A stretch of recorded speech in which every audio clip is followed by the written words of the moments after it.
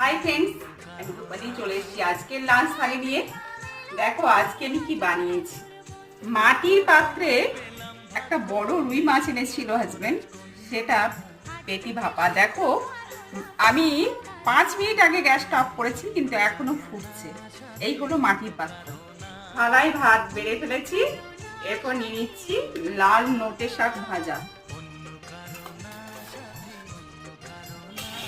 এটা একটা সজনে ডাঁটা, বেগুন, বিনস, আলু ও নানা রকমের সবজি দিয়ে একটা সবজি বানিয়েছি।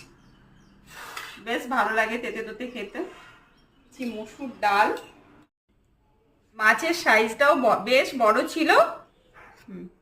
পাতিলেবু, গোলমরিচ, পেঁয়াজ, কাঁচা তেল, রসুন আর টক দই দিয়ে এটাকে রান্না করেছি।